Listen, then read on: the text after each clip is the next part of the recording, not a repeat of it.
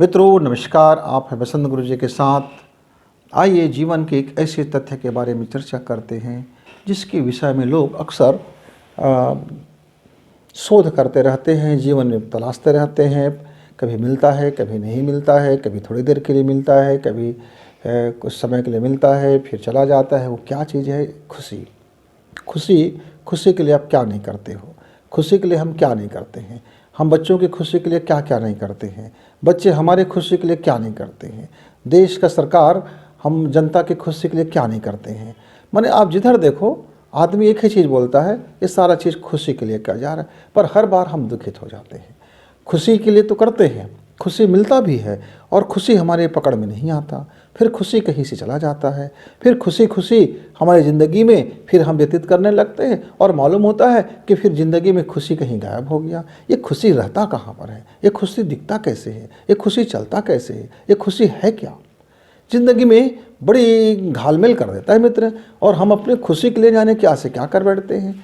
तो आज हमने इस बात पर चर्चा कर रहे हैं जरा कि हम भी अपनी ज़िंदगी में खुशी को तलाशने के लिए और खुशी पाने के लिए और खुशी देने के लिए, लोगों के साथ में खुश रहने के लिए, लोगों को खुशी बांटने के लिए इस ज़िंदगी के कितने हिस्से ना गुजार दिए, क्या क्या नहीं गुजार दे, क्या क्या ना किया। कभी शरीर को खुश रखने के लिए मंत्र जप किया, कभी शरीर को खुश रखने के लिए खूब नींद भर सो गया, कभी शरीर को खुश रखने के लिए खूब तालाब में जा करके तैरते रहे और शरीर को खुश रखने के लिए दौड़ते रहे, मन को खुश रखने के लिए आइसक्रीम से लेकर के चाट पकौड़े तक खाते रहे, इस जीवा को खुश रखने के लिए स्वादिष्ट भोजन व्यंजन करते रहे और इस शरीर को खुश रखने के लिए शादियां कर ली, दाम्पत्य जीवन बिताए और फिर बच्चे आ गए। बच्चे को खुश रखने के लिए पूरी ज़िंदगी कोल्हू के बैल की तरह जूते रहे और खुशी खुशी हम अपने आप को उस चक्कर में, उस घन चक्कर में, उस कोल्हू के बैल बन करके चलते रहे। आँख में टोपा बंधा रहा, खुशी का टोपा।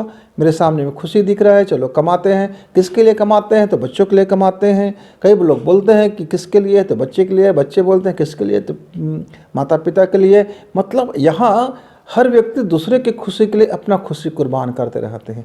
तो कई मेरे मित्र बोलते हैं अपना खुशी क्यों बर्बाद करें भाई, आपको पसंद है ठीक, नहीं पसंद है क्यों करें हम। तो दो तरह के हम लोग देखते हैं, एक अपना खुशी देखते हैं, एक औरों की खुशी देखते हैं, और दोनों खुशी अपने लिए ही देखते हैं। जो अपना खुशी देखते हैं वो भी अपना ही खुशी देखते रहते हैं, और जो कहते हैं हम औरों की खुशी देखते हैं वो भी अपने ही खुशी के लिए खुशी रहते हैं। माता पिता को सुविधा देकर के एक बच्चा खुशी को प्राप्त करता है, कहता है कि माता पिता खुश हैं तो हम खुश हैं। एक माता पिता कहता है बच्चे की खुशी है तो हमने ये काम कर दिया, बच्चे की खुशी है तो हमने खेत बेच दिए, बच्चे की खुशी है तो हमने गाड़ियाँ ले ली, बच्चे की खुशी है तो मकान बनवा दिए, बच्चे की खुशी है तो एक महंगा जूते ले लिए, बच्चे की खुशी है तो आइसक्रीम खिला दिए। मतलब पूरा दुनिया इस खुशी को पाने और खुशी को जीने में बड़ी तल्लीनता दिखाती है और गंभीरता दिखाती है। फिर बच्चे की खुशी के लिए हम लोग क्या से क्या कर बैठते हैं, फिर पछताते हैं, फिर देखते हैं खुशी नहीं रह जाता, मन में बड़ा फिर भी दुख बना रह जाता है, मन में क्लांत बना रह जाता है, मन में पीड़ाएं बनी रह जाती हैं, मन में दुख बना रह जाता है, मन में टीस बना रह जाता है, जीवन में अधूरापन बना रह जाता है, जीवन में दुख दर्द बने रह जाते हैं, जीवन में खराबियाँ बने रह जाती हैं, जीवन में कमियाँ बनी रह जाती है। यद्यपि सारा चीज़ खुशी के लिए हो रहा है और हम कई बार हम बोलते भी है बेटा ये काम कर लेना, खुशी खुशी काम कर लेना। हम बोलते हैं बेटा तू पढ़ाई कर, खुशी खुशी पढ़ाई करेगा तो टॉप आ जाएगा। घर में बोलते हैं कि आप खुशी खुशी खाना बनाओगे तो हमारा जी भी बड़ा खुश खुश रहेगा। पर ये खुश खुश कैसे रहेंगे भैया? खुशी कहाँ पर है? बड़ा मैंने तो हो शका हो गया मित्र, आपके पास मुझसे ज़्यादा जानकारी है, आपको पकड़ में आ जाता होगा आपका खुशी कहाँ पर है। आपकी खुशी को जला तलाशना कि कहीं खुशी भाग तो नहीं जाती है, कहीं खुशी धूप छाँव का खेल तो नहीं खेल देता है, कहीं ये खुशी ओस की बूंद की तरह हाथ लगाओ तो कहीं गायब तो नहीं हो जाता है। अभी दौड़ा और अभी हाथ लगाया और खुशी गायब हो गया। मृग मरीचिका की भांति तो नहीं है कि हम जाते हैं अब खुशी मिलेगा, अब खुशी मिलेगा, अब खुशी मिलेगा, अब खुशी मिलेगा, और मालूम होता है खुशी मिल ही नहीं रहा है, खुशी और दूर जा रहा है। एक ऐसा है कि एक खेल हुआ करते थे हमारे समय में, बचपना में। हमारे एक मास्टर जी थे, हम प्राइमरी क्लास में पढ़ते थे, तो मास्टर जी क्या करते थे, हमारे दोनों हाथ को बांध देते थे और हाथ के आगे में एक डंडा रहता था और उसके 4 इंच आगे में एक जो खाई खजेना होता है उसको लटका देते थे, अमरूद को लटका देते थे और बोलते थे कि चलो इसको आपको पा लेना है। अब हाथ मेरा लटका हुआ है, अब मैं जा रहा हूँ, अब मेरे सामने वो लटका हुआ है, अब वो मिल ही नहीं रहा है क्योंकि तो हमेशा 4 इंच आगे में है। अब हम लोग बड़े बेवकूफ़ बन जाते थे। अब मास्टर जी फिर हंसते थे, पूरे राउंड लगा लेते थे, कई चक्कर लगा लेते थे, और उसके बाद कभी कभी वो मस्खरे मास्टर जी आते थे और थोड़ी सी अमृत को हमारे हाथ की तरफ फेंक देते थे और फट से हमको मिल जाता था ऐसे करके। अब ऐसा बंधा है, ऐसा हाथ खुला है, अब मिल गए, हम खुशी हो जाते थे गदगद और बड़ी खुश हो जाते थे। कभी अच्छा नंबर आ गया तो खुश हो गए, लेकिन दूसरे दिन फिर नंबर नहीं आया तो पड़ा पिटान, तो दुखित हो गए। फिर अगले तो इतनी ज़्यादा मात्रा जीवन में खुशी आते जाते रहते हैं। तो मैंने सोचा मेरी खुशी स्थायी कैसे रह सकता है। ये खुशी आते चले जाते हैं, कभी पैसा में खुशी है, कभी भोजन में खुशी है, कभी कपड़े में खुशी है, कभी मूवी देखने में खुशी हो गया, कभी अव्वल आया तो खुशी हो गया, कभी किसी को हंसते देखा तो खुशी हो गया, और कभी किसी को फिसड्डी होते देखा तो खुशी हो गया, कभी कोई हार गया तो खुशी मिला, कभी कोई जीत गए तो खुशी मिला, कभी किसी को नुकसान हो गए तो खुशी मिला, कभी किसी को बड़ा लाभ हो गए तो खुशी मिला। ये खुशी का इतना बहुरूपियापन में देख करके बड़ा आश्चर्यचकित हो गया मित्र कि मेरा नुकसान हो गया, अगला बंदे को खुशी मिल रहा है। अब मेरा नुकसान दुख वाला है कि खुशी वाला है, या तुम्हारा नुकसान हो गया मुझे खुशी मिलने लगा। ये अजब की खुशी है भाई। अरे उसका नुकसान हुआ है, वो अगला आदमी बंदा दुखित है तो मुझे भी दुखित हो जाना चाहिए, लेकिन नहीं, एक व्यक्ति के दुख में दूसरा का खुशी छिपा हो जाता है। एक व्यक्ति पीड़ित है, दूसरा का खुशी छिपा रह जाता है। तो ये जो खुशी का जो बहुरूपिया है बड़े जीवन में मेरे उथल पुथल कर दिया। मैं सोच में पड़ गया।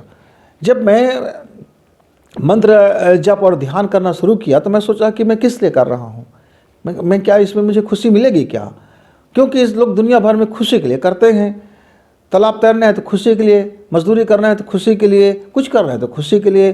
कोई आदमी दुखित होने के लिए करना नहीं चाहता, लेकिन पूरा दुनिया इसके पीछे पील पड़ के लगा हुआ है, खुशी प्राप्त करने के लिए, खुशी देने के लिए, खुशी लेने के लिए। पूरी दुनिया, हर व्यापार व्यवसाय देख लीजिए आप, जहाँ जाओ, जहाँ जाओ, जहाँ जाओ, जहाँ जाओ, ये इसका बड़ा बोलबाला है, खुशियाँ।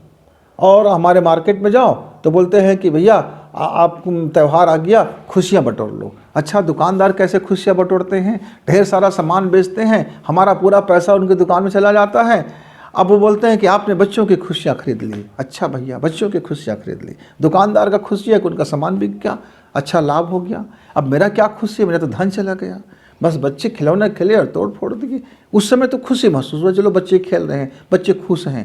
थोड़ी देर के बाद आप हिसाब लगाना बैठ गए, बजट बनाना, अरे बाप रे, इतना रुपए का तो कर्जा चढ़ गया, तो सारा खुशी गए, ठंडा पड़ गए, बस्ते में गए, पूरा खुशी काफूर हो गया।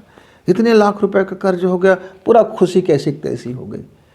बच्चे की खुशी के लिए सब कुछ कर रहे हैं, अब बच्चे दुखित हो गए।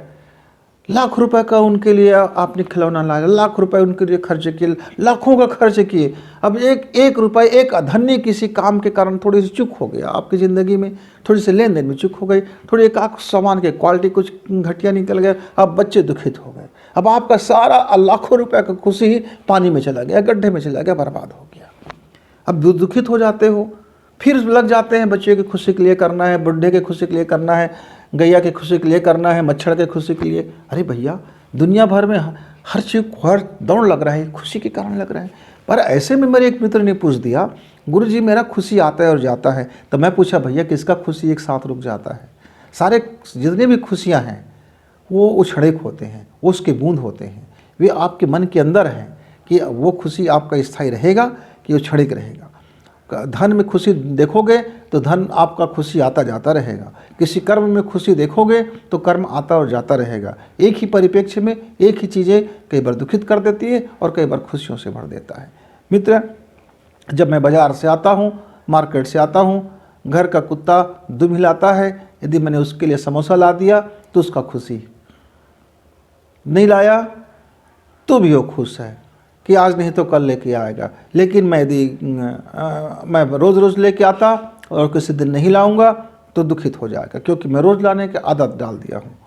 तो उस कुत्ते को पाने की खुशी कब होगा?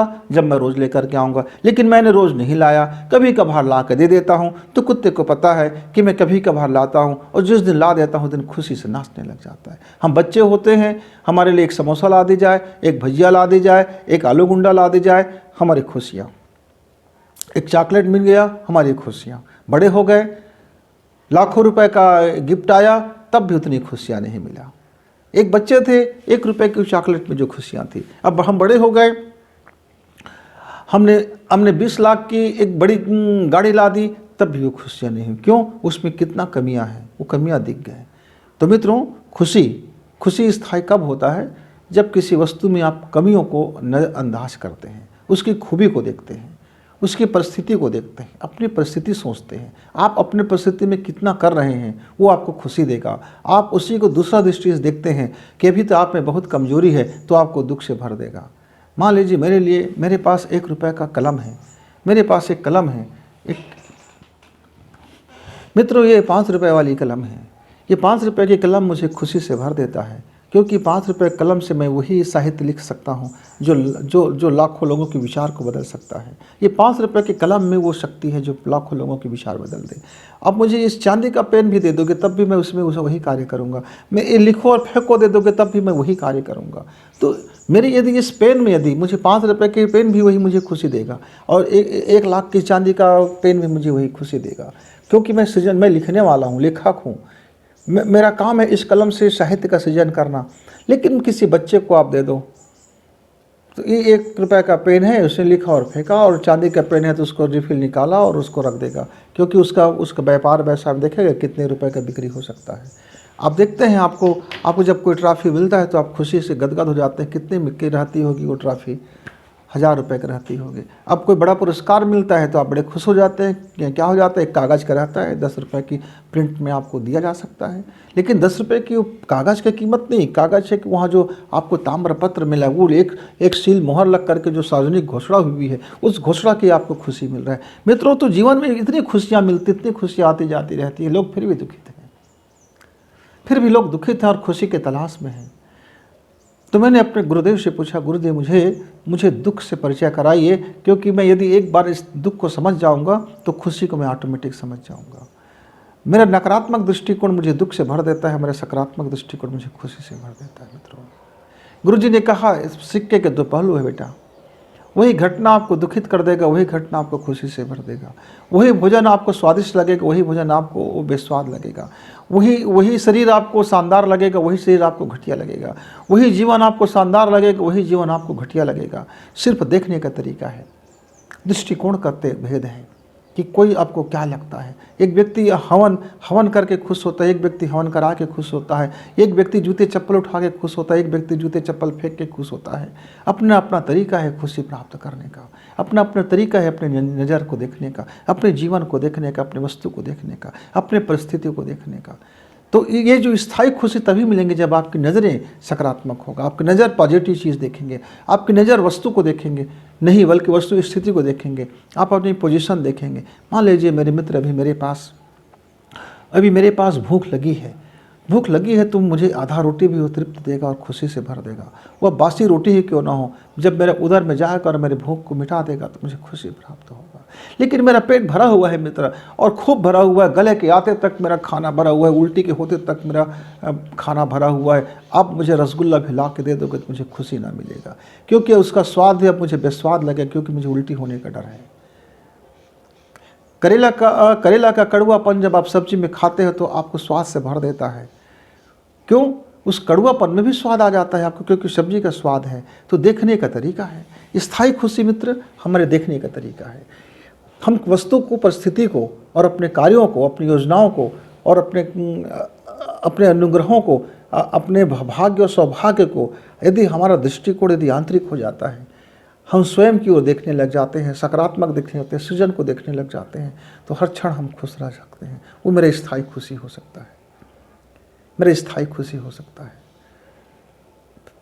मेरे घर से मुख्य मार्ग तक जाने का दूरी 2 किलोमीटर है मित्र, 2 किलोमीटर की सड़क है।